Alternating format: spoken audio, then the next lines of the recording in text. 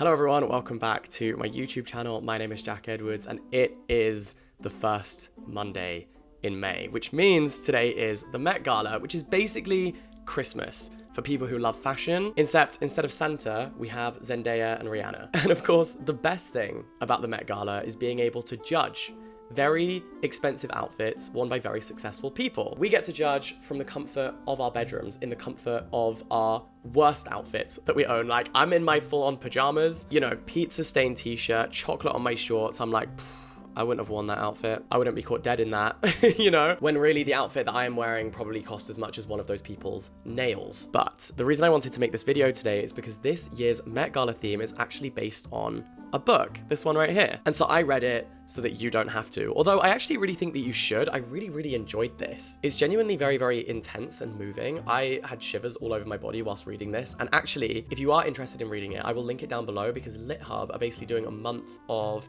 short stories every day, completely for free. And yesterday they uploaded the Garden of Time, which is the short story that the Met Gala is based on this year. So I'll link that down below if you are interested. But if you're not, or you just want me to summarize it, that's what I'm here for. Like I said, the story is called The Garden of Time. This is a 1,200 page book, but it's actually only 7 of these pages. And this is a short story by the author J.G. Ballard. Now, before I get into explaining J.G. Ballard and the book and how I would interpret this into outfits and also how I'm interpreting it with an outfit that I'm going to be wearing, I just wanted to clarify that there is a difference between the theme of the exhibition at the Met and the Met Gala theme. So the theme for the Met exhibition is Sleeping Beauty's reawakening fashion. I saw some TikToks of people being like, yeah, I imagine people turning up in like a sleeping bag kind of thing.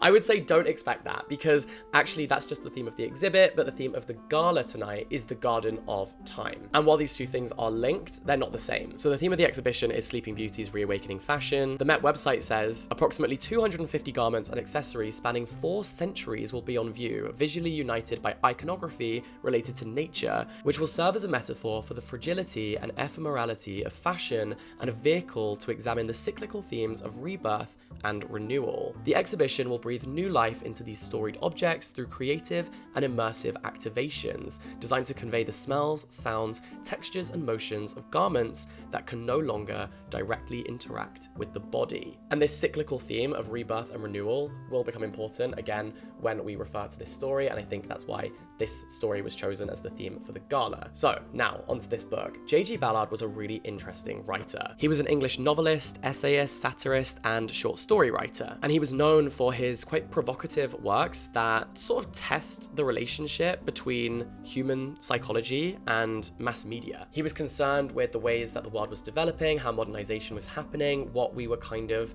leaning towards, whether we were going to descend into chaos, into entropy. And his life was really interesting too. He was born in November 1930 in Shanghai, and actually he spent 4 years of his childhood in a Japanese prison camp during the Second World War. He was imprisoned alongside his family, and he actually wrote a very autobiographical book called The Empire of the Sun, and this was then adapted into a movie by Steven Spielberg in the 1980s. His books have gone on to inspire songs by Madonna and Joy Division. He's had a huge cultural impact all the way up to 2024 when his book is the theme of the Met Gala. He became known for his science fiction, his dystopias, his speculative fiction, and his kind of post-apocalyptic ideas. Apparently, in one of his short stories, he essentially predicted YouTube. He also predicted cybersex as a concept. He wrote a story where people have sex with each other via the internet. He was writing about these things speculatively long before they ever became a reality. In fact, I feel like he would have loved Black Mirror. Famously, he said he thought of himself as a kind of man standing beside the road with a big sign that said danger on it. And he unfortunately died in 2009. I was doing some research and I actually found out that he originally wanted to be a painter, but he kind of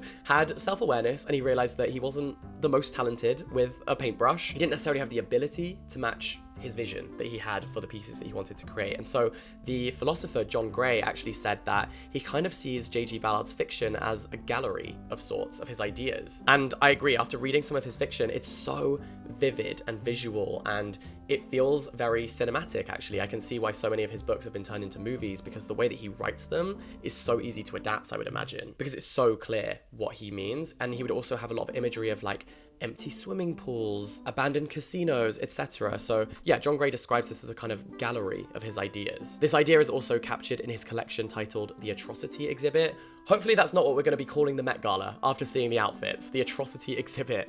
Let's hope not. Let's hope it's more the Garden of Time and not the atrocity exhibit, but who knows? To give you a little taste of his work, he has a novel called The Drowned World, which is about how climate change has made most of the Earth's surface uninhabitable. So he was definitely very climate conscious, and that's something we'll get onto a little bit later on. But he also wrote a book called Crash, and Crash is about people with a car crash fetish. He also wrote a short story called Why I Want to Fuck Ronald Reagan. So that kind of gives you a little taster of his work and what he was doing in his career. From the distinct nature of the literary fiction of J.G. Ballard arose the adjective Ballardian, defined as resembling or suggestive of the conditions described in J.G. Ballard's novels and stories, especially dystopian modernity, bleak man-made landscapes, and the psychological effects of technological, social, or environmental developments. So you can kind of see his impact on the culture at large, and I think that's why it's really exciting that he's being celebrated by the Met. And Ballard kind of said that he saw society as a stage set. It's something that we love and we enjoy and we appreciate, but it can all be taken away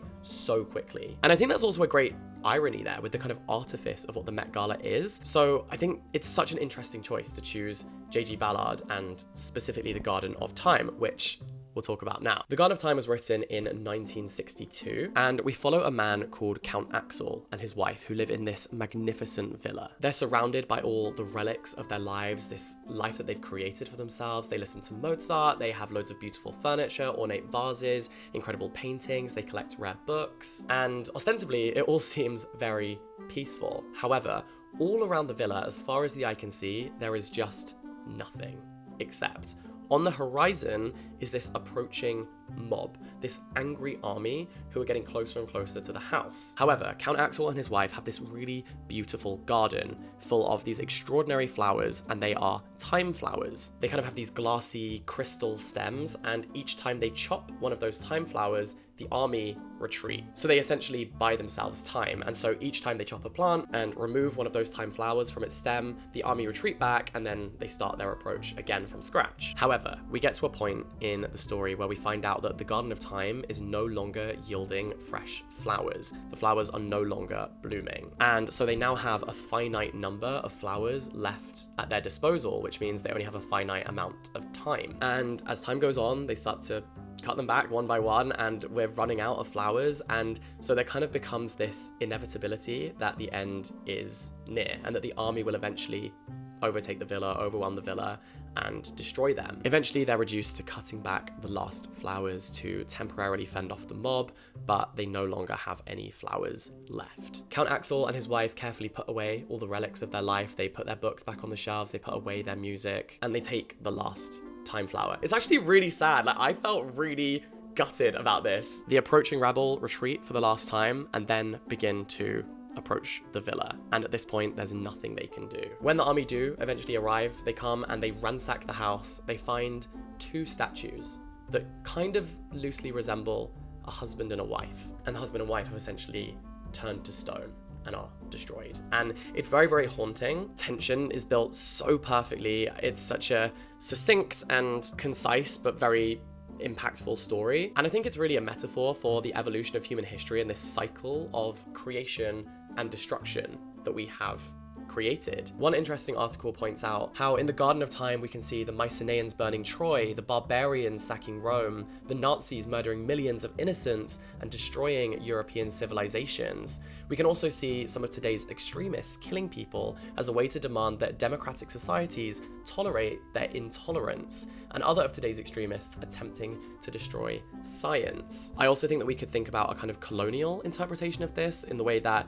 indigenous communities exist in peace. They've created a whole community and then they are overtaken and destroyed and reclaimed by outside sources. It's so interesting how there are so many different scenarios you can kind of apply this metaphor to, the way that humans create and destroy in a constant cycle. But I do also think that Ballard was concerned with the climate crisis, like I mentioned before, and I do think that's a really crucial interpretation here. I wonder if the nature imagery is sort of supposed to lead us to this idea of the natural world and the way that we are destroying the world around us. What I find most interesting, I suppose, is this idea of impending doom, this moment where we realize the end is inevitable and there's nothing more we can really do. We can maybe withhold temporarily, we can maybe push some things back, but there is this inevitability that the army is approaching, that the climate crisis eventually will reach a point where we can no longer do anything about it and we will be destroyed. So that's very depressing. I do think he's saying we are running out of flowers. Like that husband and wife, that's us. We're the society who have run out of flowers. We're running out of chances to prolong things. It's pretty bleak, I think. I loved this interpretation that I read as well. But we can also see in Ballard's threatening mass of humanity, the popular culture of today, the mobs who clog museums and historic places with their selfie sticks, who exchange tips on any number of online sites about which remote and lonely place to ruin next, with their garbage and their chatter and their pointless presence. Perhaps Ballard's writing was his way of escaping a world overrun by humans. And it does feel so deeply tense. So how could this be interpreted into outfits? Firstly, we have a very literal interpretation. We could take the flowers, the garden, the time iconography. So firstly, think florals. I think we're gonna have a lot of floral motifs and imagery. Florals for spring. Groundbreaking. I also think that some people may think about the glassy quality of the flowers, because that is mentioned a lot of times, how kind of glassy these flowers are. So I do think we could see some iridescent kind of looks that are quite elevated and luxurious. So I feel like a lot of people might think that's not on theme when actually it is. And that's why I'm here. That's why I'm making the video. But alternatively, we could have some references to time and the motif of time, like the Taylor Swift watch neck that she wore to the Grammys. I imagine a dress of like upcycled watches could be really, really cool. Maybe they could be recycled. Which brings me on to my next point of the second idea that I would kind of have, which would be based on the act of creation and destruction. So repurposing things. This could be archival pieces from previous collections that designers maybe thought would never be worn again, would never be seen in public again. Bringing them back from the archives would be really, really exciting, and kind of goes against that idea of fashion that things can only be worn once and that they should only be seen one time, like on a catwalk or on one celebrity at one event. I like this idea of people re-wearing something that already exists. Creation and destruction could also be represented in old garments being reimagined and, you know, taken apart and then recreated again into something new. And finally, it could be garments made from other products. So, you know, things that have been recycled or upcycled or refreshed. And then the final thing I think people may work with is the dystopian idea. You know, the science fiction vibe of J.G. Ballard's writing. That could also be present in people's outfits. So there's quite a lot to work with here, I think. But I'm sure a lot of the men will just turn up in a plain black suit. Don't stress me out. Don't make me mad. It's always a possibility though. Don't rule it out. Now, little plot twist at the end of this video is that I've actually been invited to the Met this evening with TikTok. I'm not doing the main red carpet, thank God, because I think I would have a panic attack. But I am spending the evening with TikTok, going to some after parties and stuff. It's gonna be so crazy exciting. And I do have an outfit that is on theme. Before you come for me, the outfit is on theme. So I wanted to explain it. It's actually not here yet. It's currently midday and I don't have the outfit yet. And I need to leave here at 4. So it's on its way to me, but I'm just gonna tell you about it. This has been a little bit of a last minute project, but I'm working with this incredible designer called Jaxson Wyatt, who is working his absolute arse off to make this happen for me. And he's currently just doing the final bit of hemming on the train. Spoiler alert, there is a train. But yeah, basically the outfit is a dress that he's taken from his archive and repurposed into a shirt for me. So he sliced off the skirt of the dress and just used the top part to create a top for me to wear. And then parts of the skirt have been repurposed onto the shoulders as a kind of train that hangs down behind me. So I really love that idea of creation and destruction, like destroying a garment and then recreating it into something new. And then I have these silky black trousers. And what I really like is that we kind of have this metaphorical meaning of creation and destruction, but we also have quite a literal one, because I really think the outfit represents that moment when the husband and wife are turning to stone. I feel like the solid black of the trousers is the part that's already become stone. And then my top half is still transforming. It's still transcending. So I feel like it's that moment of complete inevitability where we're starting to turn to stone. My bottom half is stone and my top half is still kind of has this fluid nature because the material is very flowy. It kind of looks like it's becoming something. I think it's really cool. So the outfit kind of looks a bit in flux, like it's between two states and it is becoming stone. I don't know, I thought it was so cool. And I think that's a really crucial moment in the story of like accepting your fate, understanding this is inevitable now, and yeah, I think it's gonna be a moment for sure. So you'll have to follow me on TikTok and Instagram to see the outfit when it arrives. I think it's on its way right now, but that's the kind of idea that we tried to capture in the outfit. So this has been my summary of the Garden of Time. I hope that this helps you to judge outfits with some context and kind of know what you're looking for when people turn up on the red carpet. If any of you put me on your worst dress list, I will cry, but fingers crossed, I'll do you proud. And I'm just so grateful that you guys have made this possible for me, and that TikTok has invited me, that Jaxson Wyatt is dressing me. I just feel like the luckiest boy in the whole world. So thanks for watching this video. All the best. Stay in touch, and I'll see you very, very soon. Bye-bye.